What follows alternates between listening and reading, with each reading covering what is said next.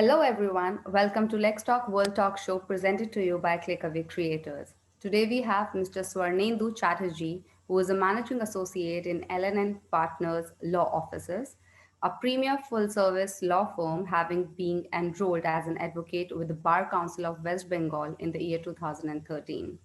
He is also a qualified advocate on record designated by Supreme Court of India. Hello, Swarnendu. How are you?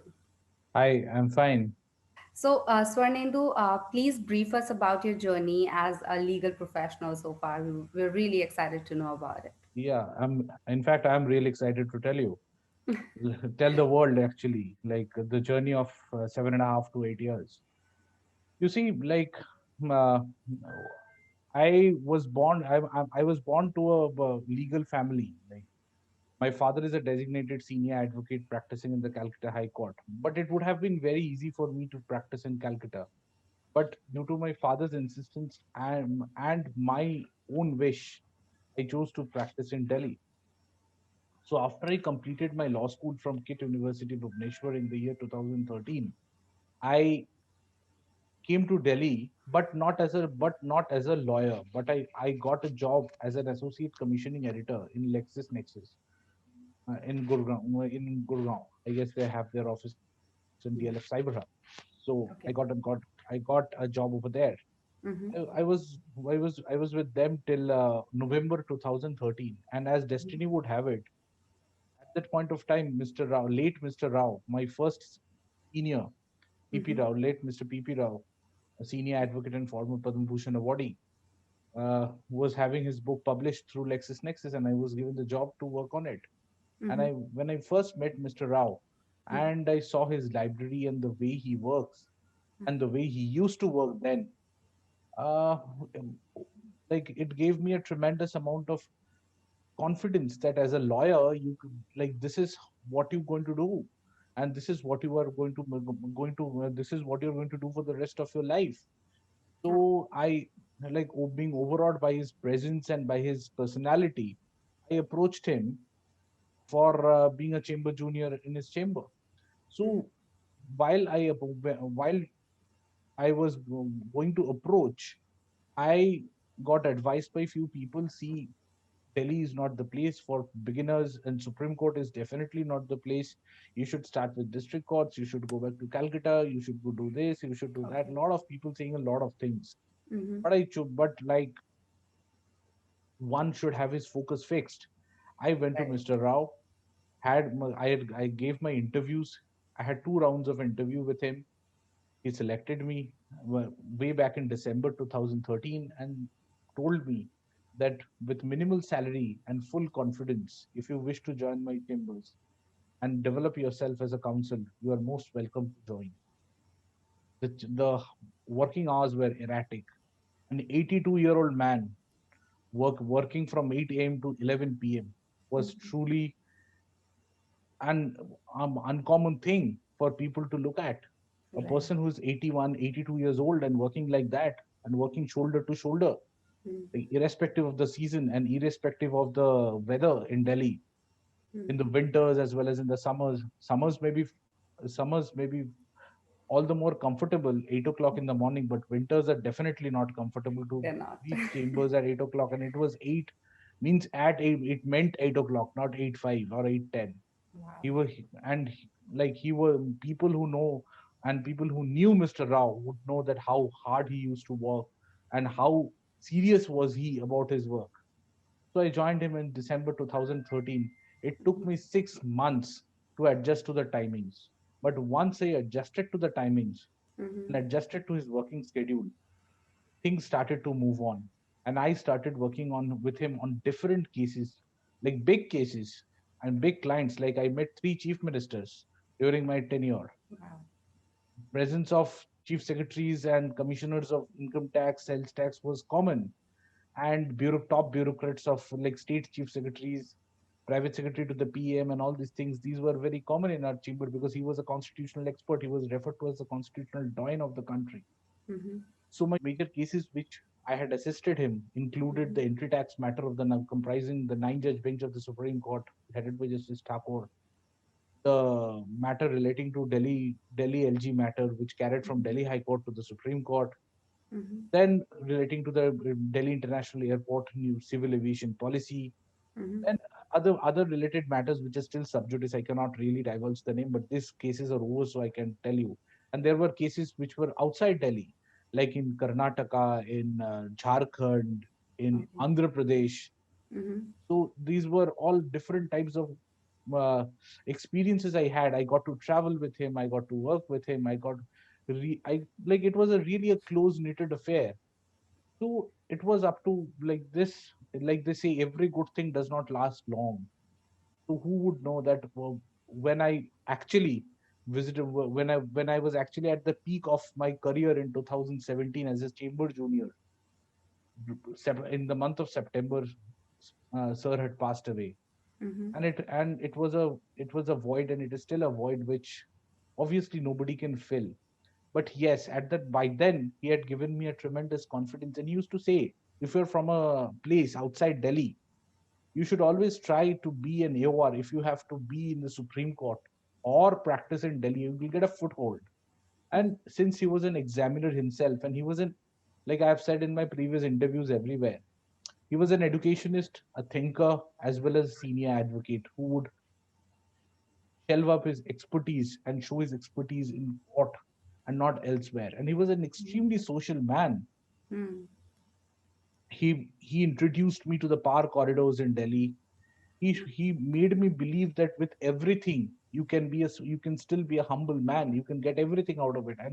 And first and foremost, if you show allegiance to this profession has much to offer. Right. And this is not a 9 to 5 job. Law Being a lawyer or an advocate is not a job but a profession. The day we understand this, Mhm. that day will change. The entire profession is going to change.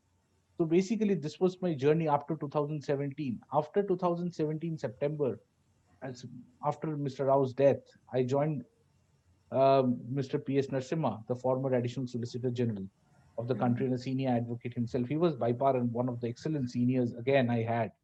8 months I got to work from the government side at that point of time, and I saw how government side lawyers work because I've been on the other side.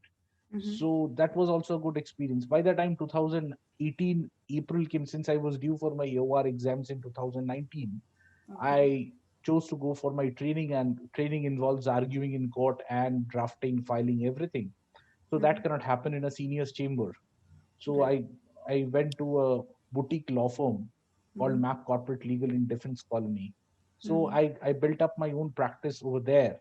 And the Mhm. first major case which came to me was the Moser Beer case, Moser Beer Workmen Karamchari Union case. And that Okay. gave me tremendous amount of leverage and confidence because that was the first of its kind where labor laws, interplay of labor laws and IBC was being tested. And I was thrown against a designated senior advocate and one of the famous of it Mhm. in Delhi, Mr. Srinivas. And I owe a lot of credit to Mr. Srinivasan for teaching me how to argue in court and how to defend a case against a senior advocate. Mhm. Although although I won the case, Mhm. the verdict was in my favor. But of Mhm. course, I owe tremendous amount of credit to him. So Mhm. by the way somehow supported the cause also, and somehow he um, helped me also to prepare for the case. The impetus that gave me, that helped me all the more to develop as a lawyer, gave me a tremendous amount of confidence.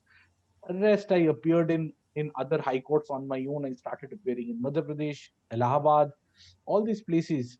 And slowly, other clients also came up, and other points of law were being discussed, and I developed myself. And ultimately, I became an AOR in for March 2020. That was obviously an ode or a like a Guru Dakshina to my late senior. Right. Number one. Number two, I I'm like I reached L&L Partners. I'm getting to work with one of the fantastic partners in L&L Partners, Mr. True. Wasim Beg, like a partner who is amazing mentor.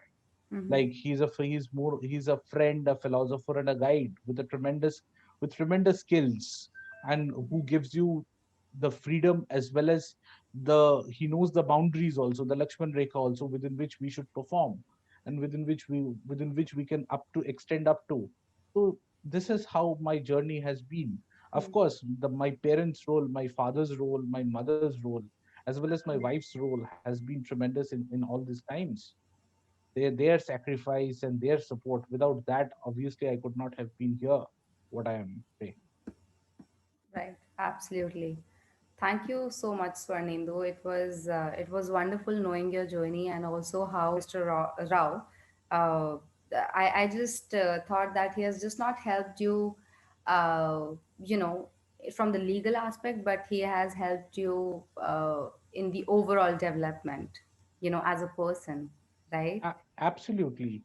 Like how to carry oneself, how to be Right. a total and a complete person, not just in court but outside court. How to face the world, how to not be angry and wary and be bogged down, but to fight, Right. and to fight for your existence. Great, great. Thank you so much for that wonderful explanation of your journey. Now, tell us briefly about the most memorable case and what are your key takeaways from there. Continuing from where I left in the last answer, you see, there have been quite a few friends who helped me during my journey as well. Few of them, like I would like to name a few of them. Like Pallavi is one of my friend. Oh, Pallavi was one of my closest friend. Pallavi Pratap. He's an AOR in Supreme Court, and a managing partner of a firm, Pratap and Company. Then I have one of the partners of L&L, Mumtaz Bhalla, is a friend of mine. Although she's a partner, but she's outside. She's a friend. And I have Ishan and all. All these people are good friends of mine who has helped me in somehow with matters or confidence. Right. So, like the first memorable case, like I would start from Mr. Rao's chamber. Like the first memorable case where I work, where I found my interest, like from where it all picked up, was a case relating to a mother-daughter fighting for the shares of a company in Andhra Pradesh, and it involved interpretation of Companies Act 1956, 2013, interplay of an interim order, final order, Section 10, everything, Section 10F and all. So it was before Justice Gowda and Justice Amitav Roy, if I'm not wrong, and that became one of the famous judgments in the field of Companies Act. And thereafter, I got to work with him in a matter relating to MMTC, where it was again on the point that merger of a sick unit of a company under BIFER scheme is not akin to merger of two employees. Like employees to be governed by BIFER scheme are not akin to the status of employees under proper and running company.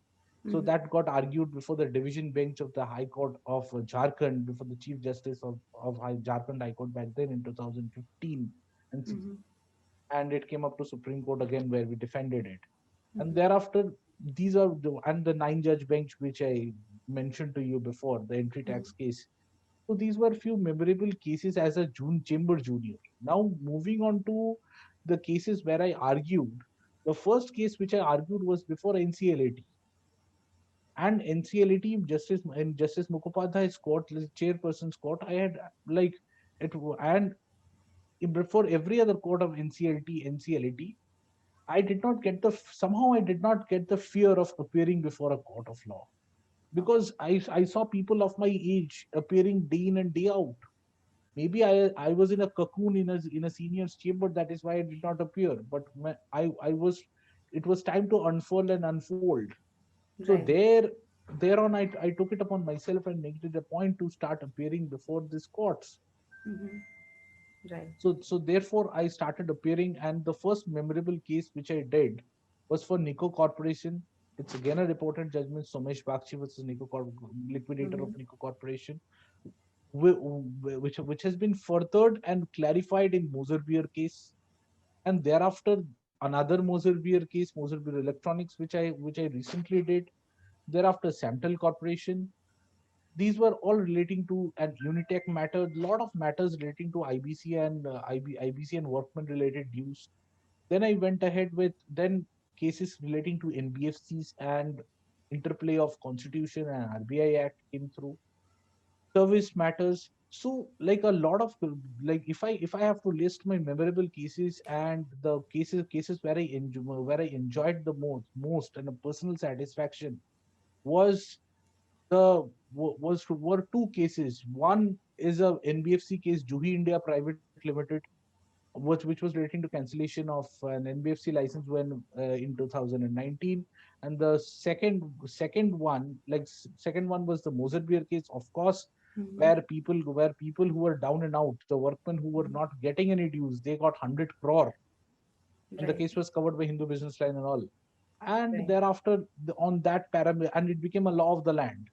Mm-hmm. So both these cases being reported and both these cases being widely covered by media, I'm thankful to the media also by covering SEC and all, covering these cases. So this is how these are the two most important cases up to now, up to date, apart from the other cases which are of a daily feature. Hmm. Every case has some history, Hmm. some memory to carry forward. Yeah, and some takeaways are always there from one Yeah, of the of other course. case. Thank you so much for giving this insight. How do you look at the alternative dispute resolution in 2020, and how do you think that is going to change maybe 5 years down the line? See, alternative dispute, this 2020 has been a like what 50-50 year.